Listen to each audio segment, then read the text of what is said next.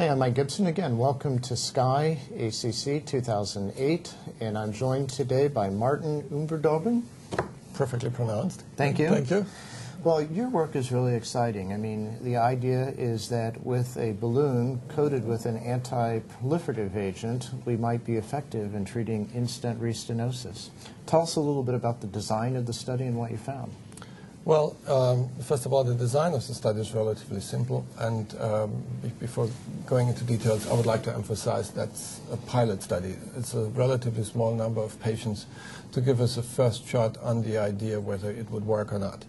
So what we did, we compared, based on the work that has been performed and published by Bruno Scheller in 2006, where he compared a drug-eluting balloon catheter against a standard balloon catheter in the treatment of instant restenosis, comparing the same technology of the drug-eluting balloon catheter against the drug-eluting stent Taxus. In instant restenosis, diameter was defined by 2.5 to 3.5 millimeters as reference, and stenosis length was limited to 22 millimeters.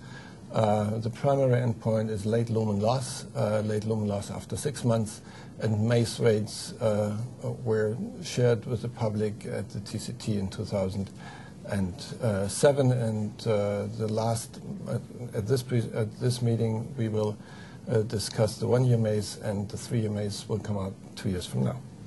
Now, back in the old days when we were originally looking at all the data comparing balloon angioplasty to stenting, we always knew that you would get a bigger lumen with the stent, but the price would be greater injury and greater lumen loss with the stent anyway. So, you know, one of the things to look at is also the minimum lumen diameter follow-up, because, yes, maybe you have greater loss with the stent, but you can accommodate that loss better. So I hope you'll tell us about that final MLD at follow-up as well. So what we observed in this study is that the late lumen loss was significantly smaller with the use of the drug-eluting balloon catheter, and this was on the order of 0.2 millimeters, 0.18 millimeters. And interestingly, when we did our used this balloon in small vessel disease, it was in this, exactly the same number, as opposed to the drug-eluting stent, where we had a reduction of 0.25 millimeters in addition, or 0.27 millimeters, in addition to the loss from the drug-eluting balloon catheter. And that makes up to the initial gain that was achieved when using the drug-eluting stent. So a bigger gain with the stent at first, but a bigger loss. And the net outcome is a better outcome in terms of minimum lumen diameter and MACE rate after 6 months, and MACE rate also after 1 year.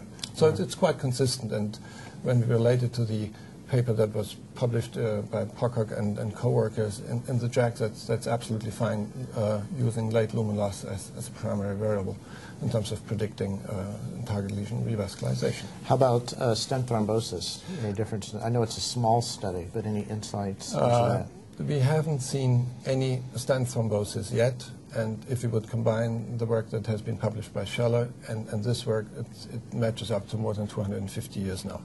Perhaps some findings behind it and some animal data behind it. From the swine, we know that when using the drug-eluting balloon catheter, after about 4 weeks, endothelialization is more or less complete. And this finding, along with the experience from Scheller, prompted us to limit the application of clopidogrel to just 3 months in those cases where the drug-eluting catheter was used, as opposed to a 6-month clopidogrel application in Taxus in this study. So despite this difference, we didn't see any thrombosis in the drug-eluting balloon catheter. We would even feel comfortable further reducing the administration of clopidogrel, but that's premature to finally comment on it, but that's for sure no. Now walk us through what happened. So you blow the balloon up, and the drug is coating the balloon, and then the drug gets absorbed by polymer on the stent or by the lumen of the artery, or what is taking up the drug, and how long does the catheter have to dwell there? The catheter has to dwell there for 10 to 30 seconds. That's absolutely enough. And how is the drug on the balloon? The drug is on the balloon in a matrix coating combining paclitaxel as the active compound and the spacer, that is yoprimid, also commonly known as Ultravist, as a contrast dye. And does the whole matrix come off and get attached to the wall of the artery, or just the active drug? So the whole matrix seems to come off, and only the active part of the drug enters the vessel wall. And we all know it from angiography. When we administer the contrast dye, you see it for a few seconds until it disappears, and that's... It kind of hangs around in the lumen. Yeah. And so it would disappear, and only owing to the high lipophilicity of paclitaxel, we achieve this high concentration in the vessel wall as opposed to the vascular lumen. Right now, we recommend to use this balloon catheter just for one inflation, and then if the lesion turns out to be longer or a dissection would occur, we would use another balloon catheter due to the fact that the absorption is so complete. And perhaps a question that might ensue now is, for how long is paclitaxel sitting in the vessel wall? We know that at least sitting there for 2 weeks and exerts effect probably for a longer period of time, and that seems to be efficient.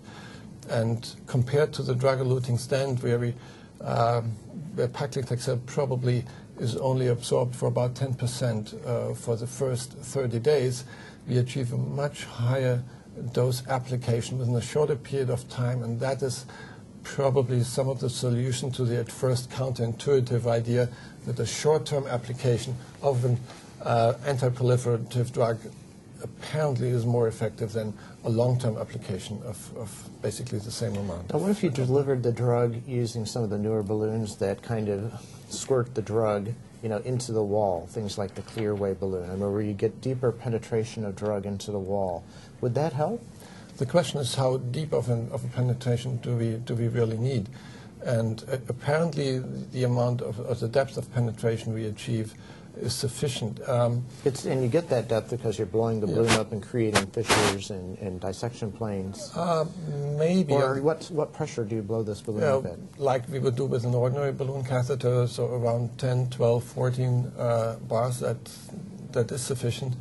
One has to admit that whenever one would use a balloon that basically injects the compound into the vessel wall, we induce an additional dread trauma and an injury. And that's something we avoid by using this soft application of the drug, and there's no need to increase the pressure owing to the biochemical properties of paclitaxel. Again, its lipophilicity that more or less selectively, at least at this concentration, binds it to the vascular smooth muscle cell. And perhaps coming back to the endothelium, there's a concentration difference for the inhibition of endothelial growth and vascular smooth muscle cell growth, and that would explain why apparently endothelium may grow during the first 4 weeks after application, whereas the vascular smooth muscle cell in its proliferation is still inhibited.